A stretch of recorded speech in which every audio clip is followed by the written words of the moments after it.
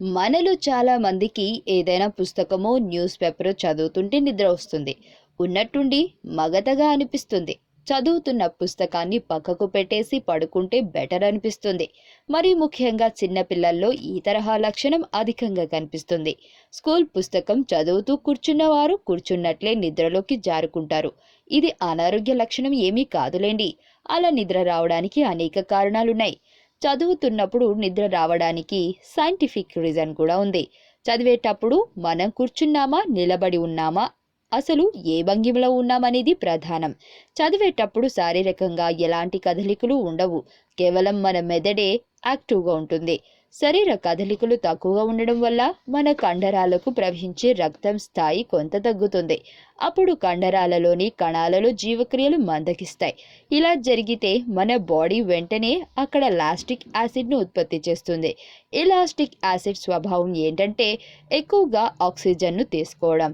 ఇలా కండరాలలో ఉత్పత్తి అయిన లాస్టిక్ ఆమ్లమే మనం పీల్చుకునే ఆక్సిజన్లో ఎక్కువ భాగాన్ని తీసుకుంటే దేహానికి కావలసిన ఆక్సిజన్లో కొంత తగ్గుదల వస్తుంది. అప్పుడే అది రక్తం మెదడులోకి ప్రవహిస్తుంది. మెదడు చురుగ్గా పనిచేయాలంటే ఆక్సిజన్ దండిగా అవసరం. లాస్టిక్ యాసిడ్ మూలంగా ఆక్సిజన్ శాతం తక్కువగా ఉన్న రక్తం రావడంలో మెదడు పనితీరు మందగిస్తుంది. అప్పుడు మనం మగతగా డల్గా మారి ఆవలింతలు వస్తాయి. నిద్ర కమ్ముకొస్తున్నట్లు అనిపిస్తుంది. మరి చదివేటప్పుడు నిద్ర రాకుండా చేయాలంటే చిన్న చిట్కాలు పాటిస్తే చాలు. ఏమాత్రం మగతగా అనిపించినా మనం చదువుకుంటున్న భంగిమను వెంటనే మార్చాలి. ఒకే విధంగా ఉండి చదవకుండా మధ్యలో అటు ఇటు కదులుతూ ఉండాలి.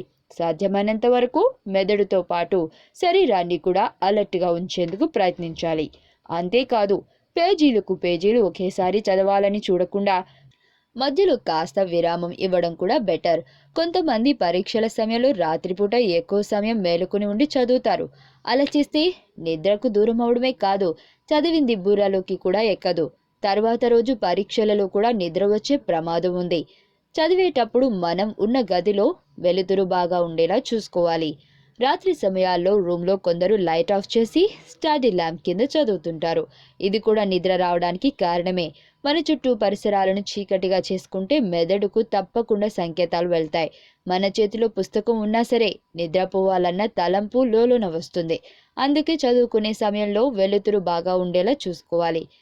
అలా ఉంటే మన కంటికి కూడా మంచిదే. అంతేకాదు, బెడ్ మీద పడుకుని కాకుండా ఏదైనా కుర్చీలో కూర్చుంటే ఇంకా బెటర్.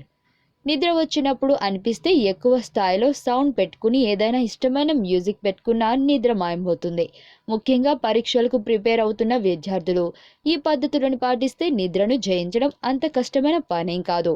చదువుకునే ముందు మనసును ప్రశాంతంగా ఉంచుకోవాలి.